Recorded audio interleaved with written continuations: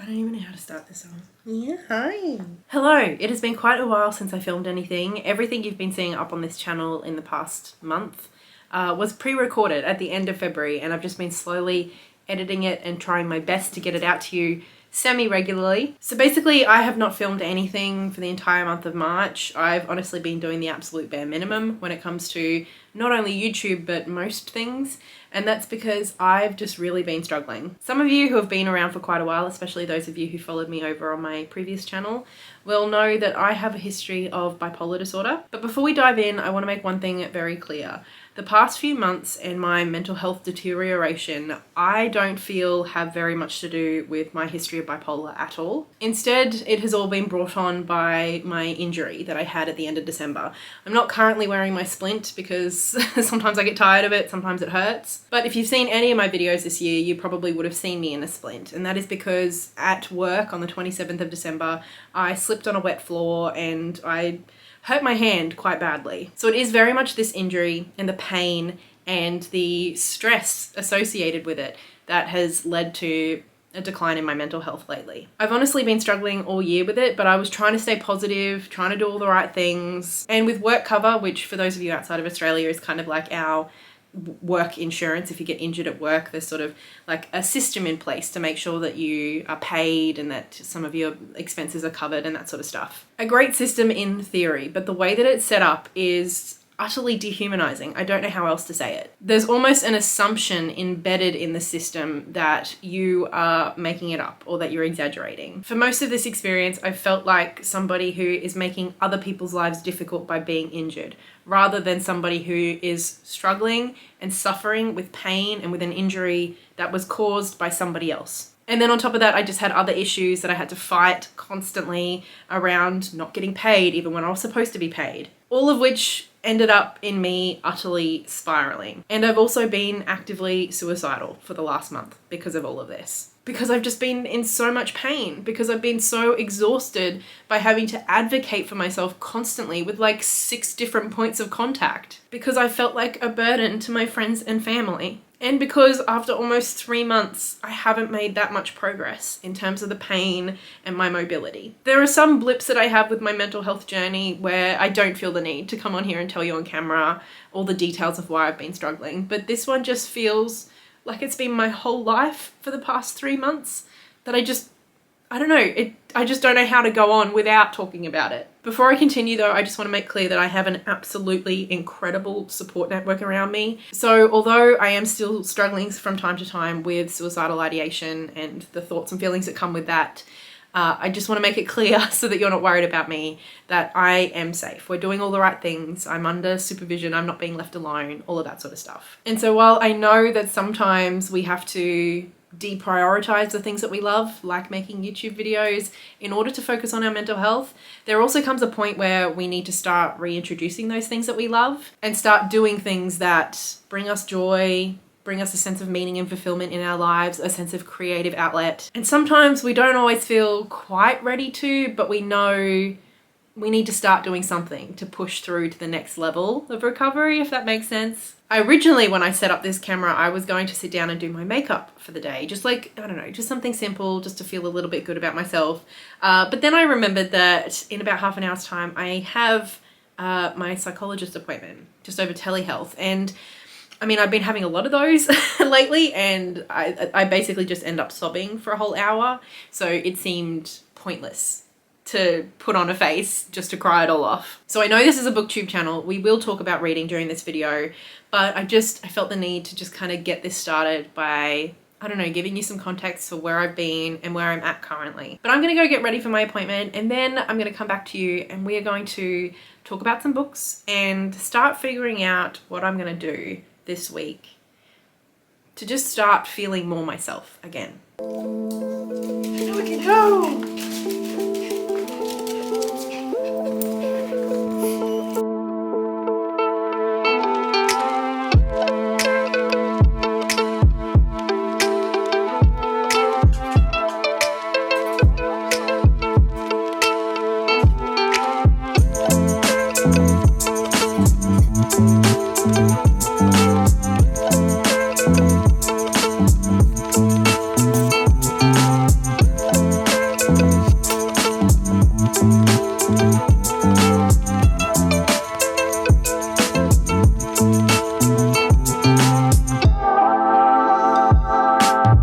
Hello.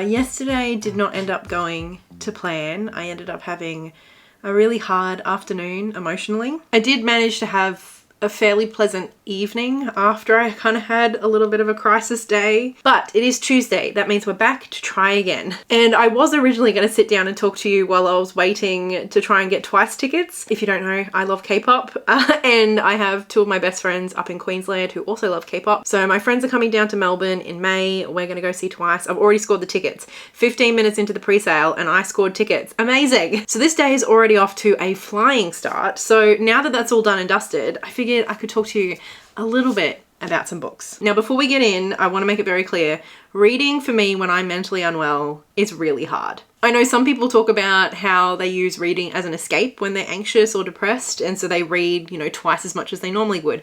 I am the absolute opposite. My cognitive function and like my ability to concentrate and all of that just absolutely goes. And so reading basically becomes impossible for me, or very close to it. So at the very beginning of the month, I did start on Song of Silver, Flame Like Night, which I got like 60 or so pages into. Up to chapter 5. This is a new release fantasy YA, so it was on my TBR for the month. So I got off to a flying start. I was liking it. I don't say that I was like in love with it immediately or anything, but I wasn't thinking about DNFing it either. But as my mental health deteriorated faster and faster, it just was harder and harder to get through the chapters, and so eventually I just kind of stopped. So then after about a week of trying and failing to read that first book, I then decided to get stuck into this one, A Zoo in Winter by Jiro Taniguchi. Jiro Taniguchi quickly became, in my head, one of my favorite mangakas, authors, honestly, after I read Footscray a few years ago. And I think for my birthday last year, or was it Christmas? The year before, I can't remember, Blair bought this for me, which was very kind of him. And I finally got around to it. And I don't know how autobiographical this is, but it kind of feels like it might be. Basically, we start in the kind of mid-60s in Kyoto and we get introduced to this young man who has aspirations of being a mangaka. And so we follow him over the span of several years and we watch as people kind of come in and out of his life as he moves between jobs, all of that sort of stuff. And as always, the art is absolutely incredible. Like, to me, Jiro Taniguchi is like the artist of manga. Like, it's just so beautiful how gorgeous his panels are and the details and the landscapes. However, the charm and whimsy and, I don't know, kind of like a sense of wisdom that I found so strongly in Footscray, like, I didn't find it here. I did enjoy some chapters more than others, but the ones that I didn't like, I really didn't like.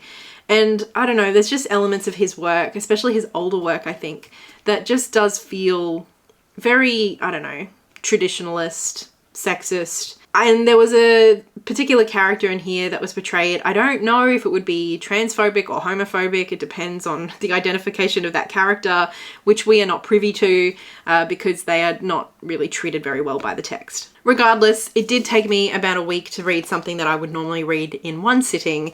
And although I liked elements of it, it was not like the reading slump buster that I was hoping it would be. So I thought instead I might give some rereading a go. So I picked up There's No Such Thing as an Easy Job. I mentioned this in a recent video about books that I would love to reread. It was one of my favorite books of 2021, I think, and I just identified with so much of it and also just enjoyed reading it so much. In it, we follow like an older millennial who we find out has recently recovered from a phase of burnout after being like really involved and passionate about her previous job. And now that she's feeling a little bit better, she wants to return to the workforce because her like insurance has run out. But she wants to find a job where like that kind of burnout is not going to happen again. So she wants to find the easiest job possible. And basically in this book, it's divided into sort of sections rather than chapters.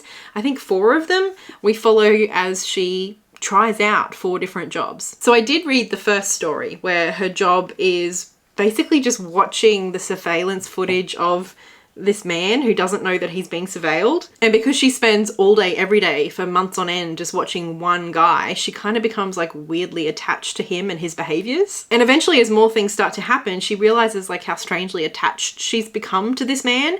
And so she's kind of scared of that level of commitment and involvement, so decides that she's going to move on to the next job. It all felt pretty familiar, which was nice because then I didn't have the pressure of feeling like I needed to be paying attention, or if I missed something, you know, like I didn't know what was going on. It definitely took that pressure off. But it also meant that I wasn't like desperate to pick it up to find out what was happening. So I don't know. I might keep rereading this, but for now I was just happy to have read 60 pages and I did enjoy that time. But that is basically my wrap up for the entirety of March so far. I have not done very much reading at all. I have sort of had stops and starts and I've been trying, and I've also just kind of given up for now. I think with where I'm at right now, I just need to ignore any TBR I had set for myself at the beginning of the month and just focus on vibes and mood reading. And if most of the time that means not reading at all, that's okay. But I don't know, this week I would like to try another book. I'm not quite sure what that book is yet, but I want to try. For now though, I'm going to go celebrate the fact that we have Twice tickets. We're going to go see Twice in May, and I'm going to enjoy this cup of tea.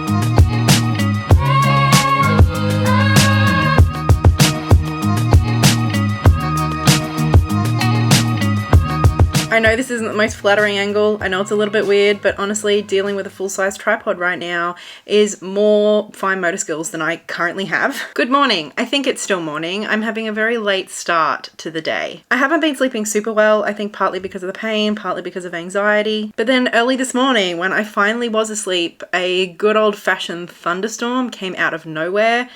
Scared the shit out of Ollie, so she came running in and begging to be up on the bed with us. So because I didn't sleep all that much and I didn't sleep all that well, I was also just in quite a lot of pain when I woke up this morning. So Blair made me breakfast in bed so that I could have my pain meds in bed and then just sort of like chill and wait for them to kick in. And I am aware how much I'm going to be talking about my hand and pain in this video. Like I said at the beginning of this video, it's just been my whole life, and it's hard to talk about my life or talk to anyone about anything without it coming up. And so I have this inclination to apologize, apologizing for talking about it again, apologizing for being a downer. But I'm also kind of tired of apologizing for myself, of existing as I am right now and just being true to my experience. So I'm not going to apologize, but what I am going to do is swiftly move on to some good news. And that is, yesterday I managed to read. And I managed to read not only just a little bit of this beautiful little graphic novel, but the entire thing. I read a book. I mean, obviously the cover's gorgeous, but I mean, even the naked hardback is so pretty. I mean, look at the spine with the moon phases. It's so pretty. I would say that in a lot of ways, this does align with what we're used to from Kay O'Neill with the Tea Dragon Society in terms of tone, and also in terms of diversity, and of course the demographic and age range. As with the Tea Dragon Society, I think this is definitely targeted towards being accessible to middle grade readers, but plenty of us older than that are gonna love it too. I love how this book kind of moves between feeling a little bit like a fairy tale and then more of like a real life fantasy story of these characters that we're following. What I mean by that is at the beginning, we get to know a little bit about how this community came to live the way that they do. And the way that it's told kind of feels like we're reading a folktale or a fairy tale from this community. Basically, we discover that this community used to live in the same way that a lot of us do, which is being awake during the day and sleeping at night. But then there was a person in the past who got home late one day and realized how beautiful the night was and how pretty all the stars were, but also how lonely the moon was. And so this person told their community about their experience at night, and they all collectively decided that they were going to switch their lives around and start living during their evening, living at nighttime to keep the moon company. As a thank you, the moon gifted this community with these moon moths, which are kind of magical, and they pollinate this really beautiful magical plant that's really important to their way of life. The moon moths are quite large and they seem quite cute as well, but they're also quite sensitive. And so one person from this community kind of has to be assigned with the role of taking care of these moths, which means that at nighttime, this person has to kind of go off on their own with the moths. And so essentially this person, whoever they are, ends up taking on a very essential role in this world of taking care of these moths. But just like the moon, they do this alone. And so they end up feeling quite isolated and lonely. In this book, we're introduced to a young girl named Anya, who has taken it upon herself to become the next moth keeper. And so we're essentially following her as she learns more about what that role actually entails and how difficult it is. So it's a really sweet story. I would say it doesn't have the same kind of, I don't know, quite as a hopeful, uplifting tone as the Tea Dragon Society did. There are some stakes and some stuff definitely goes on, but at the end of the day, all of the stakes feel very character-centered and relationship-centered. And I have the same feeling I did with the Tea Dragon Society reading this, where, you kind of plonked into a story with an already very much developed set of relationships and communal dynamics, and I just love it. Even though there are issues that arise, at the end of the day, these communities still feel so wholesome and healthy, and so that's something that I really enjoyed about this too. And it's just really heckin' cute, and I think it makes total sense that this was a book that I was actually able to get through. Obviously it's a graphic novel, so it's a much quicker read than if the page was full of text, but also it just strikes such a perfect balance for me of being touching and moving, but not stressful. My experience of Kay O'Neill so far has been that their books are, engaging in a gentle way, which I think is exactly what I need right now. I loved this. It's beautiful. Like I said, I'm starting the day pretty late. It's almost midday already, and I'm honestly not sure exactly what my plans are for today. I do have a doctor's appointment, which I think is one of the reasons I didn't sleep very well last night.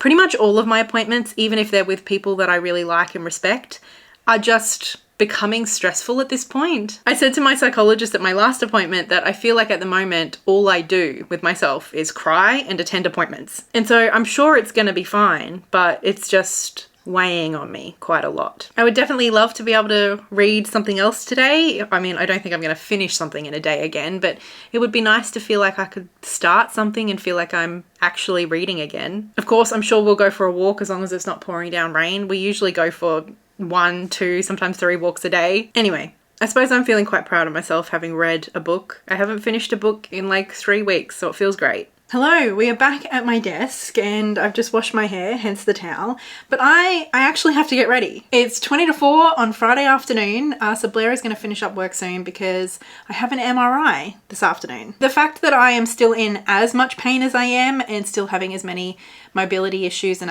all of that sort of stuff, they figured it was about time that we did an MRI, just in case, I suppose, in case something a little bit worse is going on untreated. But that is not why I'm wearing my cute new top and why I want to put some makeup on. In fact, today is a pretty exciting day for me. I always thought that I would do something a little bit more extravagant for today, but with everything going on, Blair and I are going to go out for dinner. And the occasion in question is my 10th soberversary. I have been sober for 10 years today. Hang on a sec, I think I need to take this towel off. So I'll do something with my hair afterwards, but for now I just wanted to do nothing crazy, just a little bit of makeup. It's weird, being sober for 10 years, I don't know, it feels like a lifetime ago. I regularly say that stopping drinking was the best and hardest thing that I ever did, and I think that that's still true today. And although elements of it are still challenging, I would not say that I still find it hard these days. I think it's just so much a part of who I am and how I live now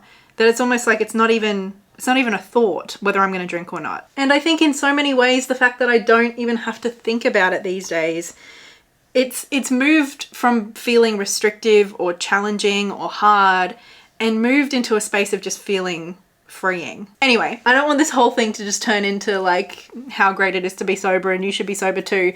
I mean, I do think, especially in Australia, our culture is obsessed with alcohol.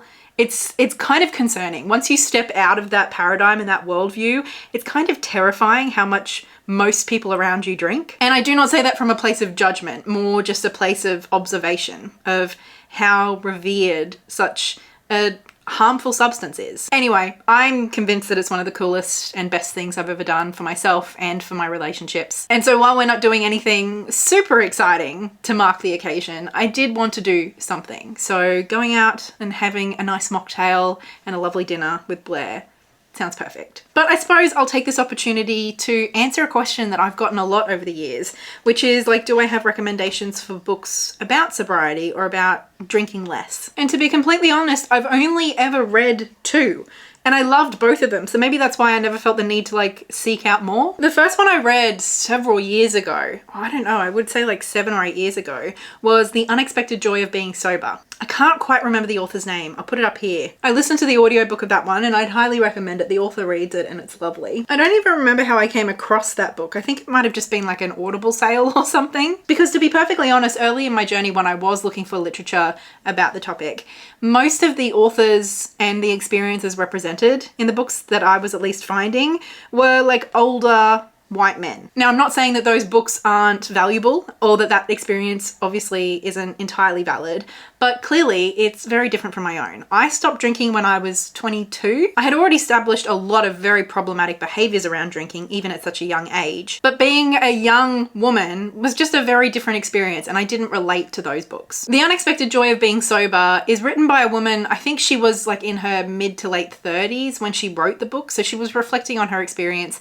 in her 20s and 30s. So it was still a little bit removed from my experience, but much, much more relatable. I also really loved it because this was the first time that I was exposed to words besides alcoholic. And reading it, I just felt so validated, not only about how hard being sober was, but also just elements around like how important alcohol is in our society in terms of like connecting with each other. And I suppose even though I stopped drinking much earlier than the author did, I could see so much of myself in her. And I could see that if I hadn't made the choice I did so young, I would have ended up in a much darker, harder place. So it was just a very validating, affirming kind of read. I really loved it. I'm trying to decide if I want to do like a whole colorful look or if I just want to keep it simple. I think I'm just going to keep it simple. I'll just do a little bit of gold shimmer. I'm just using the highlighter from the face palette that I'm using. So that's why I'm just using the highlighter brush. Just because it says it's a highlighter doesn't mean you can't use it in other ways. The other book that I've read is called Quit Like a Woman by Holly Whitaker, I want to say. I could be very wrong. That book I also absolutely loved and I've lent it to mum. I don't think she's read it, but it is a book that I'd want to return to. There was just so much wisdom and good stuff I got out of that. Let me do the other one because otherwise this is going to look really silly. Oh my god, my hair is getting so long. I need to get a haircut. Okay, Quit Like a Woman. Quit Like a Woman was still personal, and from memory it was still like first person and everything, but it felt a lot more like, I don't know, like a manifesto than a memoir. In so many ways, the thesis of that book was that in a world that pressures us so heavily to partake in the world of alcohol, being sober is one of the most empowering and radical things that you can do. She does talk plenty about like the personal, individual like harms and health concerns of alcohol, but she also speaks more broadly about, I don't know, like the alcohol industrial complex. I also remember vividly her speaking quite a lot about the idea of alcoholism and that being like firmly rooted in a very Christian ideology rather than like a social health or even medical one. She's not denying the fact that many people do struggle a lot with alcohol and that it's an addictive substance. Instead, she kind of argues that at some point, most people will become addicted to alcohol, and a lot more people who currently drink and don't think of themselves as alcoholic probably are addicted to alcohol. Essentially that the goalposts for problematic drinking and behavior around alcohol has been moved so far away in order to maintain this idea that drinking is just a fun thing that we all do together. Another thing that I found super validating was the chapter about basically how other people so often respond to your sobriety. I can't tell you how often when I say I don't drink, the response from people is to tell me how much they drink and when and why, and how their drinking is not a problem because they only have a glass of wine after work. Meanwhile, I was not thinking about their drinking at all. I was just trying to figure out if there were any mocktails on the menu. You know what I mean? So the discussion in that book about that phenomenon, I suppose, of people feeling the need to explain themselves in the face of your personal decision was also so validating. Anyway, I don't want to get on my soapbox too much. Obviously, it's a big part of my life and I'm really passionate about it. I'm not passionate in like an evangelical way. I don't feel any kind of way about whether you do or don't drink or how much you do or don't drink. I more feel passionate about it in the sense of like modeling sobriety and offering an alternative. I think especially in Australia, it's almost like you just drink. Like it's just a fact of living in this country and being Australian is that you drink. And so the idea that someone would choose to opt out of that system and that way of life, I don't know, I think a lot of people just don't even think it's possible. And honestly, it's easier than ever. When I first got sober, going up to the bartender at, you know, just like a pub and asking for a non-alcoholic beer, they would laugh at me. Whereas now, 9 times out of 10, they're gonna have at least one option for me, which is amazing. And it's been really cool to see some people in my life who love drinking start to choose non-alcoholic options, like a non-alcoholic beer, not because they're never gonna drink again, but just because you don't always need alcohol, you know? Anyway, what lipstick am I going to go with? I mean, 9 times out of 10, I do Natio's Delight. It's my favorite. I do have other lipstick colors and occasionally I wear them, but I mean, almost every single time I just end up opting for this one because I think it's just that color that suits me, you know? All right, how are we looking? I mean, besides the hair, I've got to go figure out what I'm going to do with this, but then I'm pretty much ready to go get my MRI and then celebrate 10 years of being sober. Amazing. What can I say? I'm just really fucking proud of myself. Past me 10 years ago for making that choice and me every step along the way of defending that choice and like just being so happy with that decision now. I have no doubt that my relationships and my life are better for that choice 10 years ago. So let's go get my MRI and go celebrate 10 years of sobriety. Honestly, it's just kind of amazing, isn't it?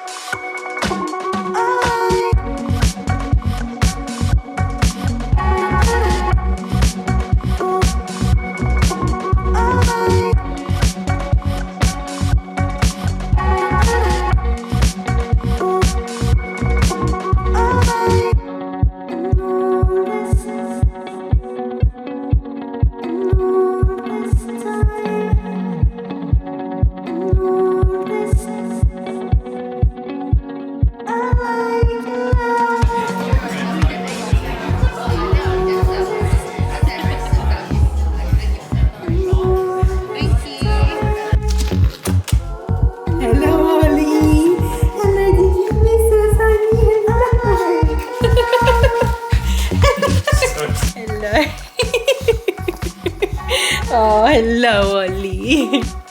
Oh. Hey, honey. You are so loved. We are home after a really lovely night, although I think the best part is always coming home to Ollie. After my MRI, Blair took me to a French restaurant in Gertrude Street. Hey, look, tea. Ollie, no, that's not your tea, that's mine. Thanks, Blair. Was it Gertrude Street?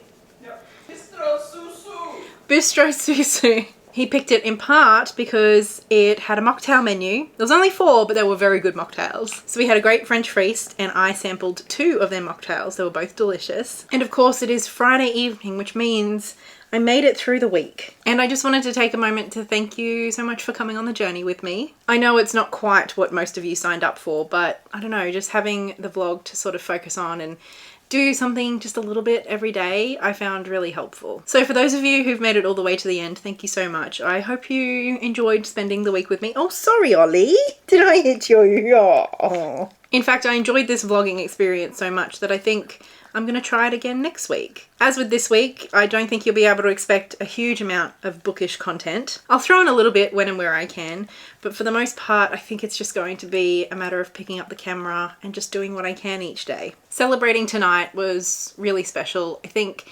I don't know, my sobriety is just such a part of my life now that sometimes it's easy to, I don't know, just forget how big a deal it really is.